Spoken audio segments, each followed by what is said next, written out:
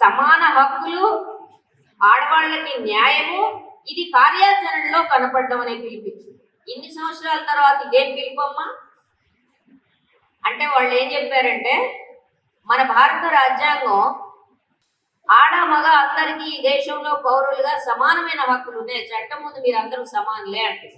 కానీ ఐక్యరాజ్య సమితి నివేదిక ఏం చెప్తోందంటే చట్టాలే సమానంగా లేవని చెప్తారు. మీకు చట్టాలు సమానంగా లేవు, 60% మాత్రమే చట్టాల్లో సమానత్వం ఉంది, ఇంకా 40% చట్టాల్లో సమానత్వం లేదు.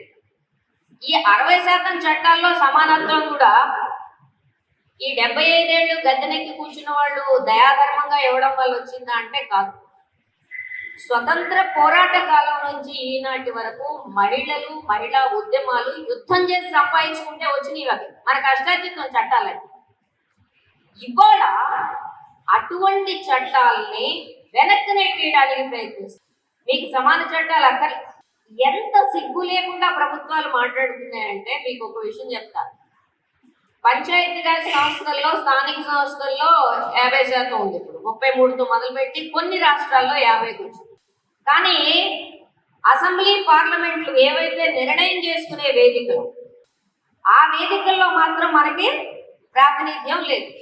మోడీ అంటాడు మీకు ఇచ్చేసాము, చట్టం తెచ్చేసాము అని పార్లమెంట్ ఎన్నికల ముందు గుండెలు బాదుకున్నారు. మరి పార్లమెంట్ ఎన్నికల ముందు గుండెలు బాదుకొని నువ్వు చట్టం తెస్తే పార్లమెంట్ ఎన్నికల్లో పోటీ చేస్తారు ఆడవాళ్ళు. ఇవాళ కూడా 10% పార్లమెంట్లో ఆడవాళ్ళ రిప్రజెంటేషన్ 10%. మరి ఏమైంది ఈ చట్టం?